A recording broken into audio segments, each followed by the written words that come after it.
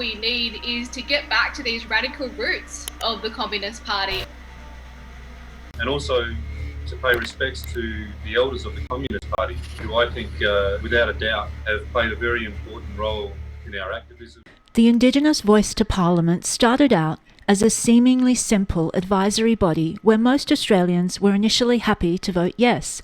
But as time has gone on, many people have stopped to question the details on what the voice is really about.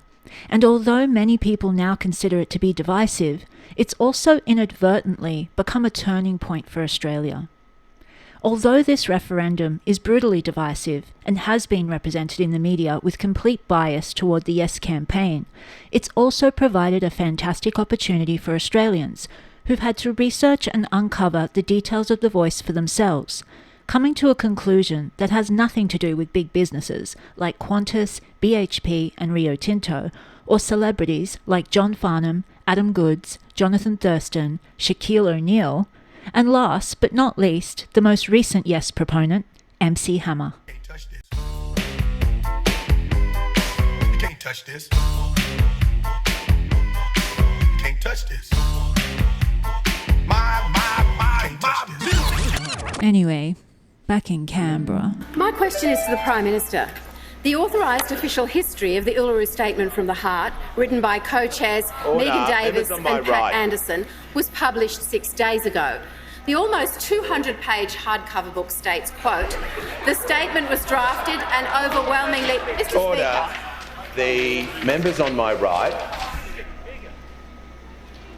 The Deputy Leader will just resume her seat briefly. Members on my right know the procedures of this place.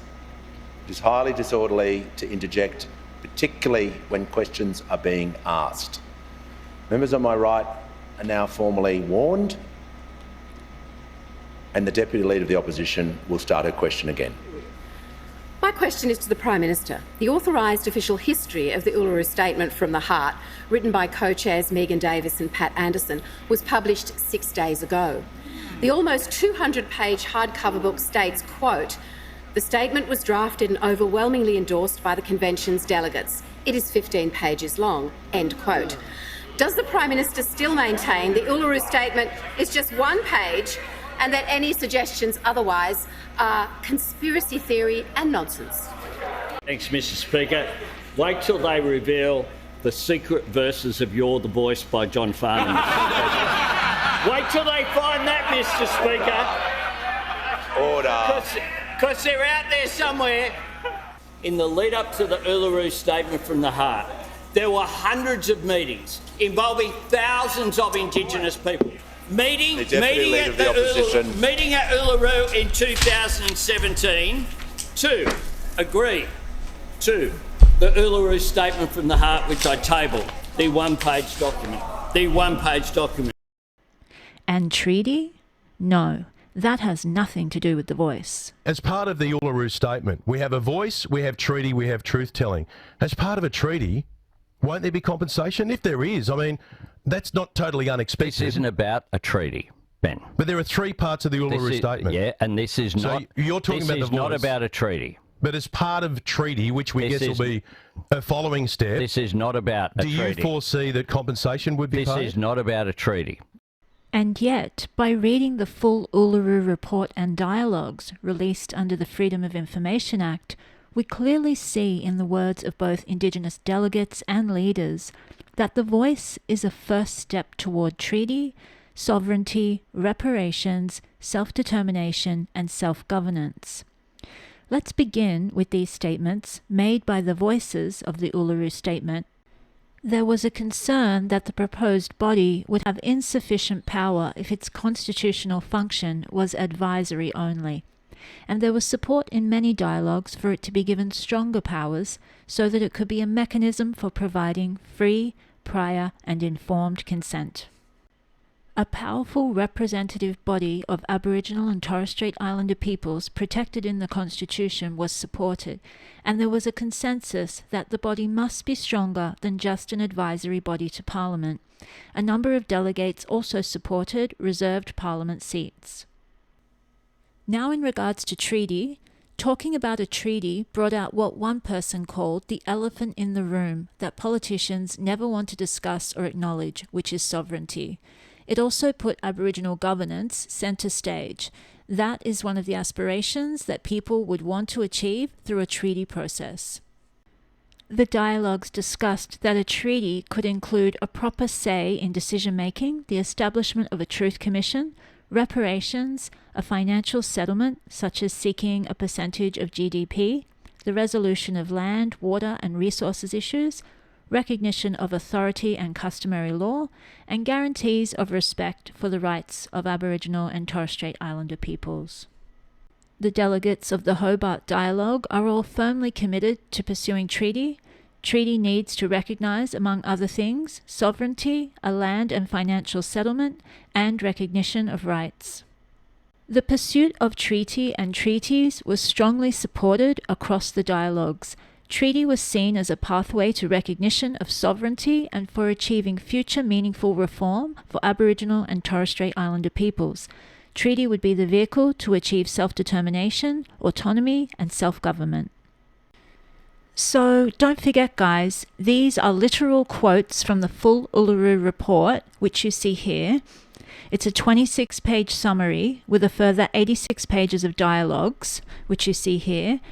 And if you'd like to read through it all for yourself, I'll put the link below. So these documents really give us an insight into a select group of Indigenous voices. They offer us that detail that the Prime Minister hasn't, and for some reason, the Yes campaign and its media advocates just keep denying that these voices are relevant, denying that they're part of the Uluru Statement from the Heart. Now, moving on to self-determination, here are some quotes from the Uluru Report. A constitutionally entrenched voice to Parliament was a strongly supported option across the dialogues. It was considered as a way by which the right to self-determination could be achieved. Any voice to Parliament should be designed so that it could support and promote a treaty-making process. Self-determination remained a priority for all groups. There was strong support for a mechanism that would seek agreement for a percentage of GDP to be allocated to and administered by First Nations. There were 10 principles that guided discussions, and this is just one of them. It's number 3. Advances self-determination and the standards established under the United Nations Declaration on the Rights of Indigenous Peoples. Many delegates at the First Nations regional dialogues referred to the importance of the right to self-determination as enshrined in Article 3 of the United Nations Declaration on the Rights of Indigenous Peoples. In regards to self-determination and its meaning under international law, here's a quick explanation. The next phase in the story comes with the end of the Second World War in 1945. The principle of self-determination was enshrined in the Charter of the newly founded United Nations. Chapter 1, Article 1, Paragraph 2 states that the purpose of the United Nations is to develop friendly relations among nations based on respect for the principles of equal rights and self-determination of peoples. However, balanced against this, Chapter 1, Article 2, Paragraph 4 also stated that all members shall refrain in their international relations from the threat or use of force against the territorial integrity or political independence of any state, or in any other manner inconsistent with the purposes of the United Nations. This created an apparent contradiction. How could people have the right of self-determination, and yet countries have a right to have their borders respected? To square the circle, the idea of self-determination was further refined in the decade and a half that followed. In 1960, the UN General Assembly passed Resolution 1514, the Declaration on the Granting of Independence to Colonial Countries and Peoples. Article 1 stated, "The subjection of people to alien subjugation, domination and exploitation constitutes a denial of fundamental human rights, is contrary to the Charter of the United Nations, and is an impediment to the promotion of world peace and cooperation." Following on from this, Article 2 noted that all people have the right to self-determination. By virtue of that right, they freely determine their political status and freely pursue their economic, social and cultural development. However, balanced against this, Article 6 of the resolution stated that any attempt aimed at the partial or total disruption of the national unity and territorial integrity of a country is incompatible with the purposes and principles of the Charter of the United Nations. In effect, two distinct forms of self-determination now emerged. One of these leads to independence, the other to self-rule within a state. The form that leads to independence is usually known as external self-determination. However, this is understood to apply only to cases of alien subjugation. Specifically, this is understood to mean cases of colonialism or territories under foreign military occupation. Importantly, colonialism in this context was understood to refer to overseas holdings, what has sometimes been called saltwater colonialism. It doesn't apply to territories within a state, however much any particular community may feel that it is subject to a form of imperialism. Moreover, the concept of external self-determination is applied on a one-off basis. This is the moment of independence, when a new state is created. However, at that moment, the right of external self-determination for peoples within that new state ends. From that point on, they then become subject to the second form of self-determination. This second form of self-determination is known as internal self-determination. This is the form of self-determination that has now come to be applied to peoples living within established states. Internal self-determination does not confer a right to independence. Instead, it's understood as a right for people to be able to run their own affairs with a greater or lesser degree of autonomy. This can take any number of different forms, ranging from language rights through to extensive self-government, perhaps even in a federal setting. Simply put, when we talk about self-determination, we are therefore talking about two rather different ideas put under the same broad heading. Strictly speaking, the form of self-determination leading to independent statehood applies only to cases of colonialism or military occupation. In other cases, self-determination is now understood to mean a degree of autonomy within a state.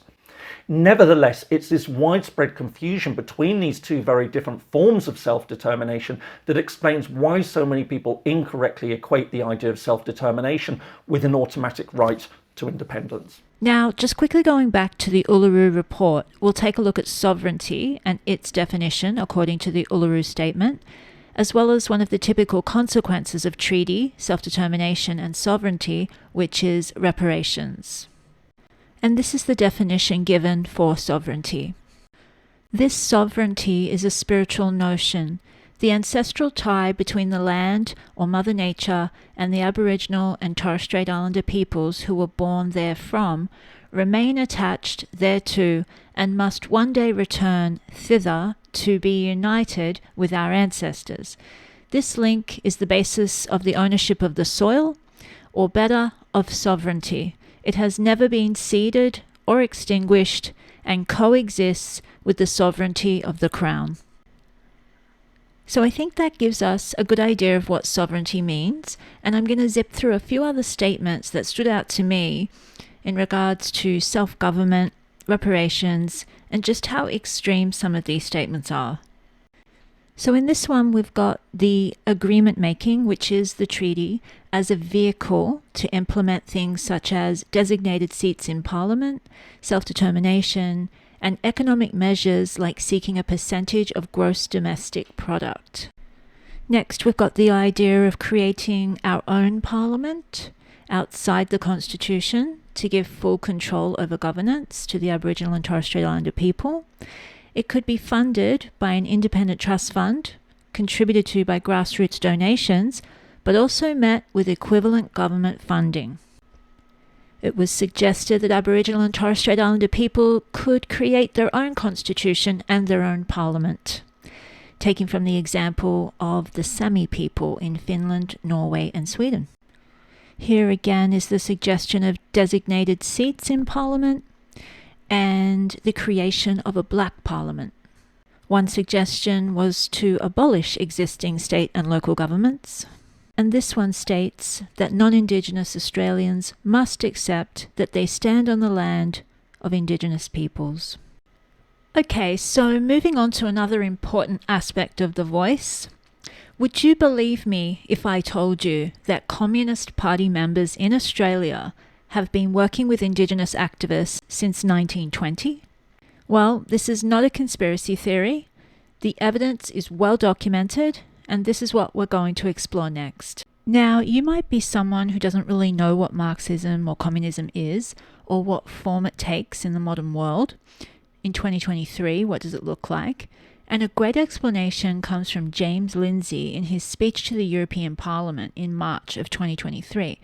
He gives a great overview of how woke ideology is the new Marxism infiltrating the West. Take a listen. Woke is supposed to advance equity in Europe. They're going to administer an economy to make shares equal. The only difference between equity and socialism is the type of property that they redistribute, the type of shares. They're going to redistribute social and cultural capital in addition to economic and material capital. And so this is my thesis when we say, what is woke? Woke is Maoism with American characteristics, if I might borrow from Mao himself, who said that his philosophy was Marxism, Leninism with Chinese characteristics, which means woke is Marxism. And it's a very provocative statement. It's something you will certainly hear it is not, that it is different. And the professors and the philosophers will spend a large amount of time explaining to you why. No, it's about economics when it's Marxism. This is social, this is cultural, this is different. It's not different. Because Marx had a very simple proposition, but we get lost. We think that Marx was talking about economics because he often talked about economics. He wrote a book called Capital. It's a very famous book. And we think, well, this is about economic theory. But this isn't true. It's only true on the surface. If we go below the surface, what Marx was talking about was something different. We know what Marx's hypothesis was that we must seize the means of production if we're going to bring socialism to the nations, to the world. We have to seize the means of production. So we have to ask, what does he mean? And if we think that it's about capital, then we miss what he means. If you think it's about the means of production in the factory with a hammer and the means of production in the field with a sickle, then you miss what it means. Because Marx explained what makes human beings special in his earlier writings. And what makes human beings special is that man is a being that is incomplete and knows that he is incomplete. He is a man whose true nature has been forgotten to him, which is social being. He is a socialist at heart who doesn't realize it. How is history produced? By man doing man's activity, and man's key activity was economic activity, as he saw it. And so economic production doesn't just produce the goods and services of the economy, it produces society itself. And society, in turn, produces man. He called this the inversion of praxis. And so when he says we must seize the means of production, and he's talking about factories and fields, he's actually talking about how we construct who we are as human beings so that we might complete ourselves, so that we might complete history. And at the end of history, mankind will remember that he is a social being, and we will have a socialist society, a perfect communism that transcends private property, is how he put it. So Marx was interested in controlling or understanding and controlling how man produces himself. And he writes about this exclusively in the 1840s, very deeply. How do we do this? And he looks at the economic conditions and he says, this is where it is. And that's why we get economic Marxism, and that's why we think Marx was an economist. But Marx was never an economist. He was a theologian. He wanted to produce a religion for mankind that would supersede all of the religions of mankind and bring him back to his true social nature. And this is the true fact of Marx. And what the goal was, like I said, is to complete man. So what he said is, well, how are we building man currently? All of his economic analysis is about how are we building man at present through what he called material determinism. And he said, well, what we have is a special form of private property in our society. Our society is organized around private property. And so all of our thoughts organize around private property. In other words, there's a special kind of property that the bourgeois elite class has access to, and then they organize society to exclude everybody else from access to that property through exploitation, through alienation, through estrangement, through oppression. And so what Karl Marx was proposing is that economics becomes a vehicle to separate society into a bourgeois class that has access to a special form of property. The people who have access wish to retain that, so they oppress people and keep other people out of that, special form of property. They erect a system of classism to do that. It's enforced by an ideology called capitalism that believes that this is the right way to engage in the world. And what we have to do is awaken the underclass, the proletariat, to the real conditions and the fact that they are historical agents of change, and bring them to do a revolution and transform society so that we would have equity or socialism, whichever word you want. They have the same definition. Now, let's say that we step out. We step back from this species, this economic species, Homo economicus, and we step back to the genus, and we look at this idea, a special form of property that segregates society into people who have, the bourgeois, and the people who do not have, who are in class conflict with an ideology that keeps this in place. And the underclass must awaken with consciousness to fight back and to seize the means of production of that form of deterministic property. And now we say, change out class, put in race, and watch, we get critical race theory falls out of the hat, just like that. Very simple. In 1993, Cheryl Harris wrote a long article for the Harvard Law Review called Whiteness as Property. She explained that whiteness, or white privilege, constitutes a kind of cultural private property. She says it must be abolished in order to have racial justice. Just like Karl Marx said that in the Communist Manifesto, he wrote, communism can be summarized in a single sentence, the abolition of private property. Well, this is why critical race theory calls to abolish whiteness, because whiteness is a form of private property. What about post-colonial theory, which is plaguing Europe, thanks to Frantz Fanon and his biggest European fan, Jean-Paul Sartre? What about this? Well, it's the same. You have the West as the oppressor.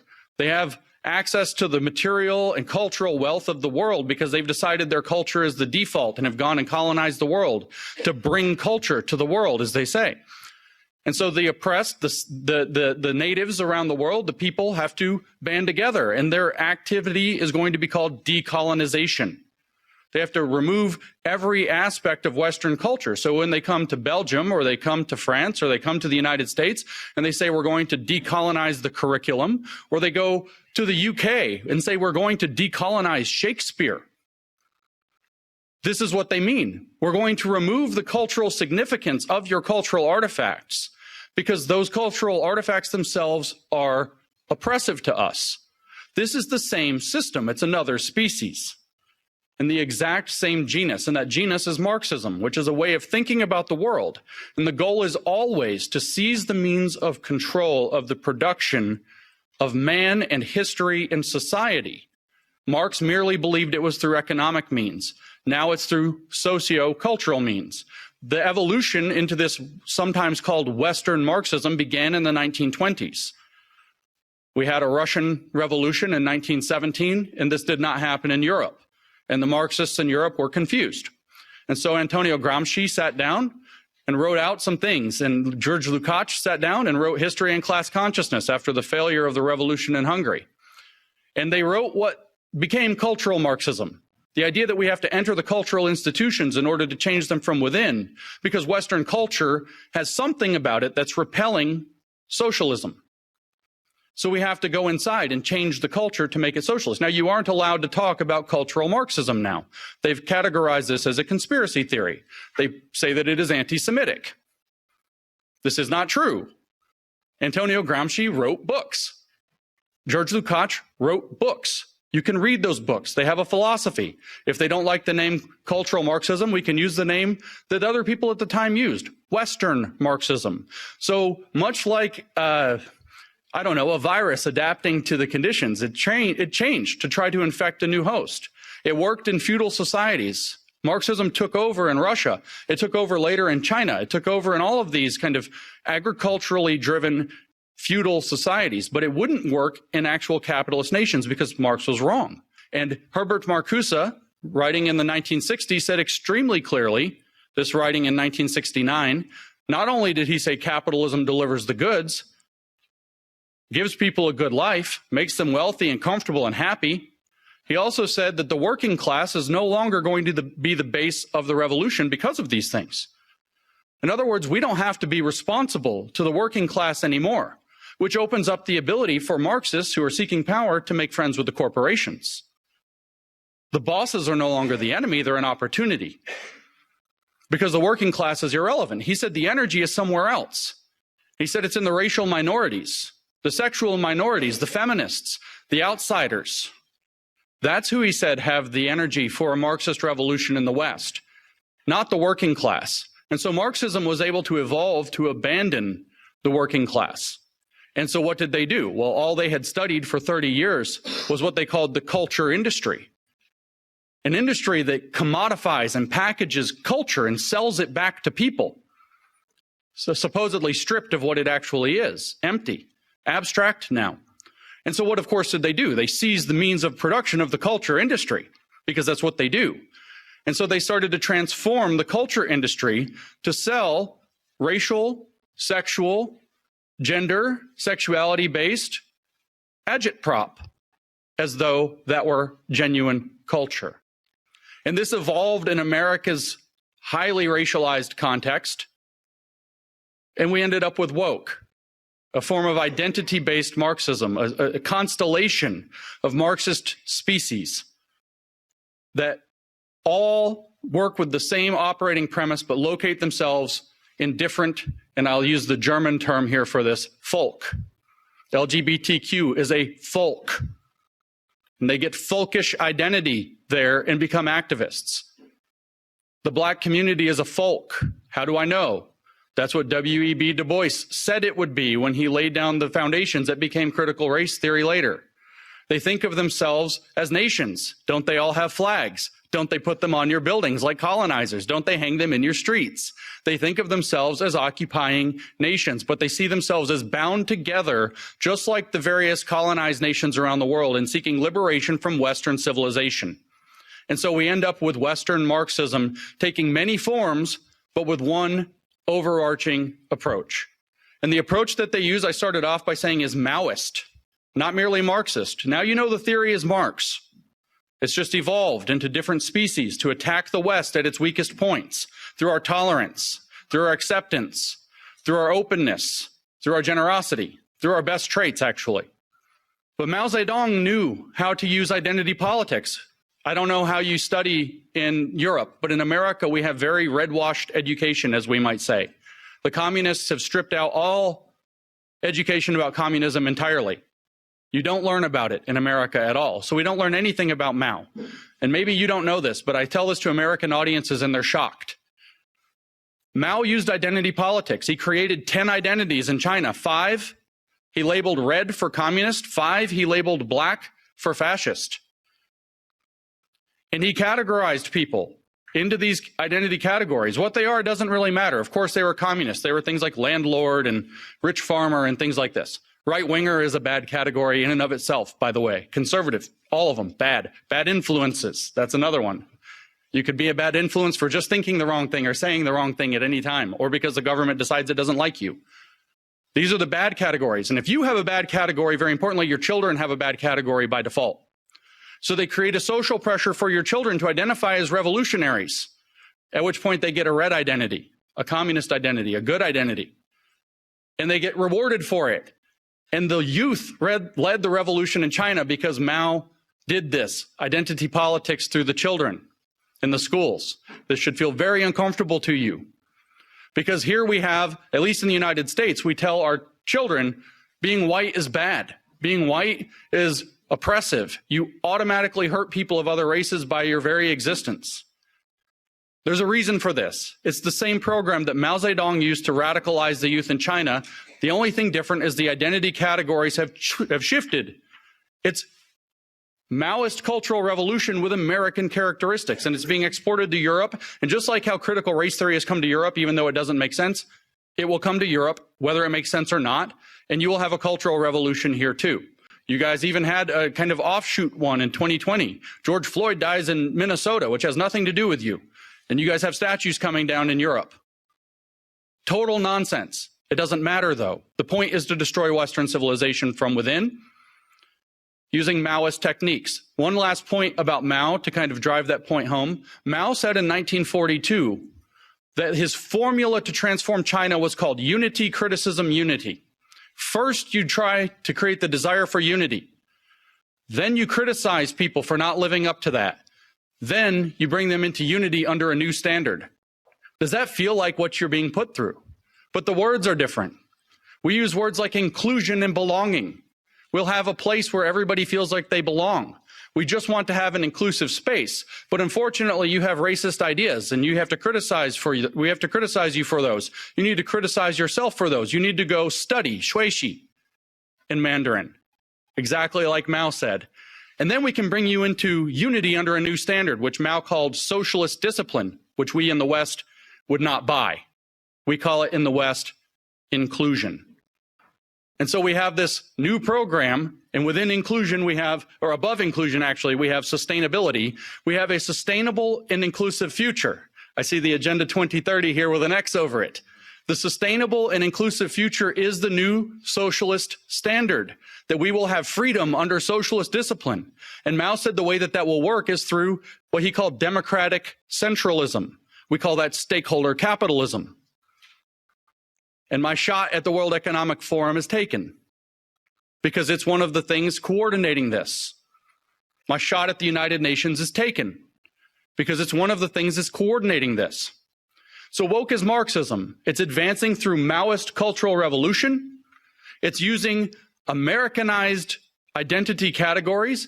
And while some of those will not work in Europe, I guarantee you the colonial aspect will.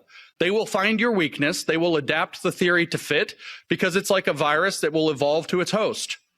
And Europe is at great risk. So you have to stand firm in your principles, but you have to do so cleverly. You have to do so understanding that you're being provoked, which means you don't react as the provocateur wants you to react. You have to outsmart them, which is not possible unless you know the diagnosis of your problem. It's a Polish proverb, never attempt to cure what you don't understand. Woke is Marxism, evolved to attack the West. If you don't understand that, you will not act correctly. You will not cure it, and it will conquer your countries. It will conquer all of Europe, and we will have a very, very long, sustainable, and inclusive future with absolutely no freedom. Because the goal is to make us into what they call global citizens. Have you heard this term? This term is nonsense. There's no global sovereign, so there is no global citizenship. There's no relationship because there's no ruler, and we don't want a ruler of the globe. It's a nonsense term. But they tell you, if you actually read their literature, what is a global citizen? It's somebody, I kid you not, I make no joke. They say this themselves. It's somebody who supports the 17 Sustainable Development Goals of the United Nations Agenda 2030. That's a global citizen. And they say, what are the rights of a global citizen? This is in a book about global citizenship education published 2 years ago. What are the rights of a global citizen? And the answer, one paragraph later, is we're not that interested in rights with global citizenship. It's more about global responsibilities.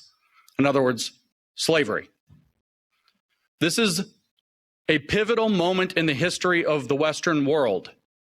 The model that they are pushing us toward, using the means and mechanisms of that place, is the model we see in China. If you want to know what your future looks like if we don't stop the woke, look at China.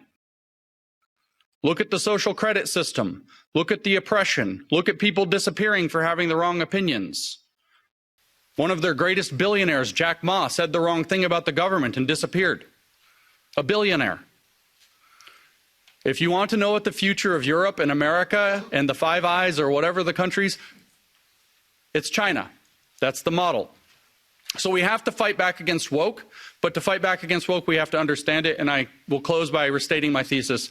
Woke as Marxism evolved to take on the West, and it's been very successful so far because we haven't known our enemy, we cannot name our enemy, and I've come here to name our enemy. So thank you for your time and attention and letting me do that. Ex-communist and whistleblower Jeff MacDonald first exposed the communist affiliation with Indigenous communities in his book Red Over Black. In his 1984 documentary, he aimed to inform Australians of the strategies taking place to mobilise and recruit members. Jeff grew up within the Communist Party of Australia and was a fully trained Marxist for 13 years of his adult life before being expelled in 1960. He was trained and educated in Marxist theory, including historical materialism, philosophy, Marxian economics, and any number of other theories available in the volumes of Marx, Lenin, and Engels' work. The academic training was intense, and Jeff claimed that he would have to study anywhere from an hour a week up to 6 weeks at a time at the secret communist training school in Minto, New South Wales. One theory Jeff says he didn't take seriously at the time was what was called the national and colonial question, developed by Stalin under the instruction of Lenin. And you can see Lenin's extensive writings on the subject here. The theory states that the best way to seize power in any country that had an Indigenous population was to start an anti-colonial movement where Indigenous peoples could regain their land. He claims that as the years went on and Indigenous activism in Australia increased, he started to notice that the people who were up there speaking for Indigenous rights were the very same people he'd grown up with in the Communist Party. In 1970, when Jeff visited the Northern Territory as a trade union manager, he again witnessed communist influence and propaganda around the settlements. They were particularly hostile toward Indigenous Christians and missionaries. He recalled members being taught to use trigger words, such as racist, in order to silence people into a moral cowardice, and claimed that the ultimate objective for the communists was the establishment of a new, separate, independent nation of Indigenous people to be recognized internationally. Lenin wrote about exploiting the idealism of citizens and consequently politicians, who he described as useful idiots. In light of this, we can see how potentially dangerous an unelected advisory body could be if given constitutional power. And as we've previously heard, Neo-Marxism rarely declares a revolution, but instead aims at infiltrating our liberal democracies from within. Prime Minister Albanese himself was affiliated with communism when he led a faction of New South Wales Labor known as the Socialist Left in the 1980s. In 1991, as the Assistant General Secretary of the Labour Party, he conducted an interview with the Communist Party's official newspaper, The Tribune, where he talked about class struggle and the comrades who struggled before us to put hard left policies into action. His extremist days may be behind him, but his association with the likes of Thomas Mayo and Marsha Langton raised questions about the political agenda of the Voice. Marsha Langton started her political career as a communist and has never renounced her past views. It was discovered by ASIO that Langton was a senior member of the National Committee of the Communist League, a group dedicated to the overthrow of the Australian government and the implementation of a socialist state. Other Yes campaign advocates, such as Teela Reid and Thomas Mayo, have been more open about their communist affiliations. Mayo revealed that the Voice's radical origins were with the Search Foundation, which describes itself as the successor to the Communist Party of Australia. Here's a clip of Mayo and his thoughts on sovereignty, treaty, and the Voice. Sovereignty is about power and authority. It's about control. And it's what the Uluru Statement is seeking to establish through a First Nations voice. So I'm not just talking about this broad idea, right? You know, the Uluru Statement, we've actually done the hard work to propose something very specific. We're not saying we want a treaty and we don't know what's in it and we think it might take 20 years. We're saying this is how we can empower ourselves to do treaties in a better way. This is how we can use the truth. And this is how we can have political power to address the justice system and all that. And what it requires is the first step is to fight for a constitutionally enshrined voice. We need this national voice. We need the ability to negotiate with the Commonwealth, the federal government about their obligations and how they're going to adhere to things. Switching gears, let's take a listen to Senator and Shadow Indigenous Minister Jacinta Nampijinpa-Price when asked about her view on the impacts of colonisation. Senator Josh Butler from The Guardian, thank you for your speech. In your speech you claimed some Indigenous organisations, quote, want to demonise colonial settlement. Could I ask you please, do you believe the history of colonisation continues to have an impact on some Indigenous Australians? No. I'll be honest with you, no, I don't think so. Positive impact, absolutely. I mean, now we've got running water, we've got readily available food. I mean, everything that my grandfather had when he was growing up, because he first saw whitefellas in his early adolescence, we now have.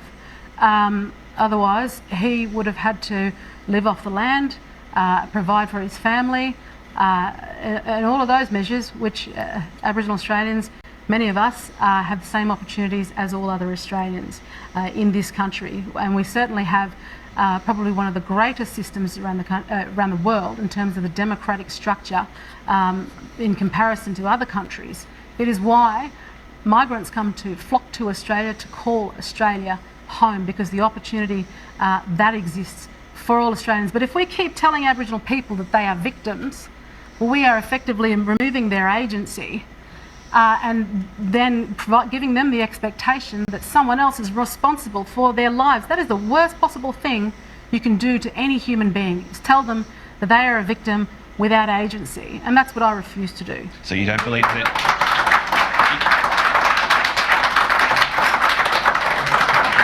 As a quick follow-up, you don't believe there's any negative ongoing impacts of colonisation on Indigenous Australians today? Just to confirm.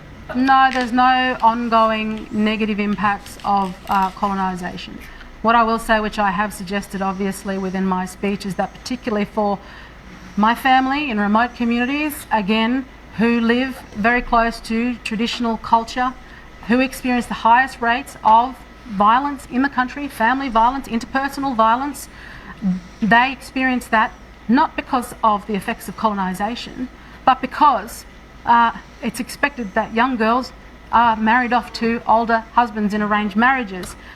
Women, we haven't had a feminist movement for Aboriginal women because we've been expected to toe the line when it's come to Aboriginal activism for the rights of our race, but the rights as women have been second place. And I have the lived experience, my mother has the lived experience as someone who was subject to traditional custom and expected to become a second wife in an arranged marriage. There are still people living this way in this country, and yet those who have held a narrative because they have had an education and access to media ignore the plight of those in communities, and this can't continue to go on. Thank you. I have talked to Indigenous people, and I'm sure others have too, who talk about generations of trauma among Indigenous Australians as a result of colonisation.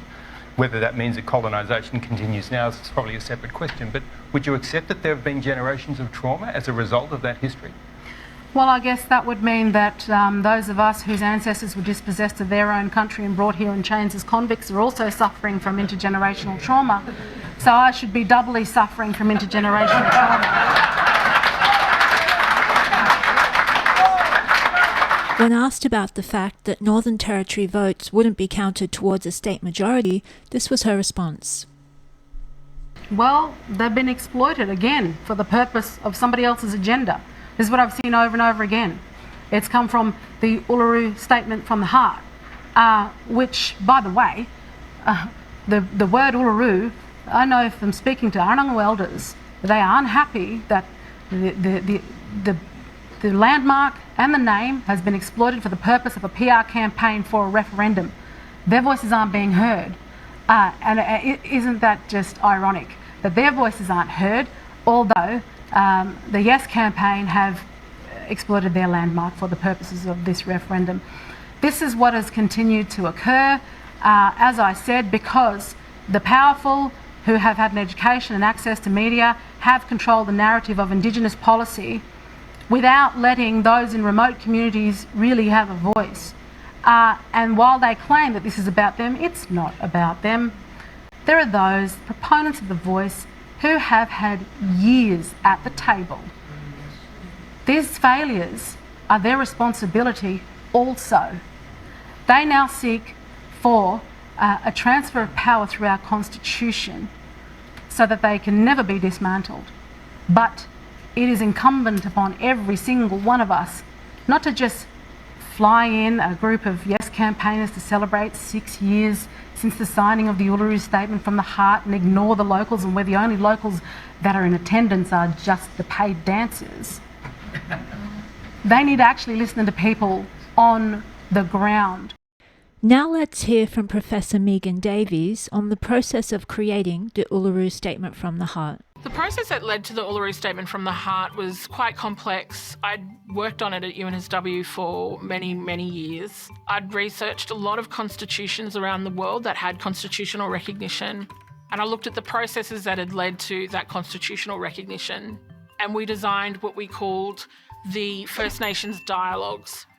So the First Nation Dialogues were the constitutional meetings where a group of Aboriginal and Torres Strait Islander peoples were selected by local land councils. It also had a historic consensus, meaning everybody endorsed the outcome of all of the dialogues in 13 regions, and that was to ask the Australian government for a referendum on a constitutionally protected voice. The voice to Parliament is the reform that the Uluru Statement from the Heart says is the most meaningful form of recognition for First Nations peoples. Many liberal democracies around the world create mechanisms such as the voice to Parliament to enhance Indigenous people's participation in the democratic life of the state. To finish up, a final word from Senator Price. We need to be listening to people like Sharon Long, the cousin of a young Indigenous girl who died hours after being sexually assaulted in a remote community, and her beautiful nieces and sisters that she cares for that are all here today. Recently, they made their way to Canberra to be heard, while Minister Burney, Prime Minister Albanese, and in fact the entire Labor government, Teals, and Senator David Pocock have been happily travelling the country to do events with leading activist Yes campaigners. They couldn't find the time for them. They listened to the Qantas-sponsored leaders of the activist industry, but not to an ordinary Aboriginal woman actually on the ground, living the disadvantage they claim they care about. Sharon not only takes care of her siblings and nieces, but has recently brought her elderly grandmother from Bulla in the Northern Territory to her home in North Queensland, because her house in community was made unlivable when a male family member tried to set fire to his girlfriend in the room next to her nana's bedroom. Despite Sharon's calls to the Northern Land Council and other organisations to intervene and provide support for her grandmother, her cries have fallen on deaf ears. It is why Sharon has little faith in the multi-million-dollar organisations responsible for representing the needs of the vulnerable. Why would a voice be any better? Especially when its advocates hold nothing but contempt for those of us who question it and who challenge its intentions. The division must be rejected, and certainly must not be enshrined within our Constitution. You're getting a little paranoid about this whole issue. No, I'm not. I'm too damned exhausted to get paranoid about anything. Not at all. I realise that it is not fashionable to criticise the communists anymore. But since the 50s, communism in this country has become 10 times more powerful. And therefore, they are 10 times more the menace. They have a huge budget. Communism is in every aspect of our life, and Australians sit down and accept it like a lot of gutless. And what, you're not going to?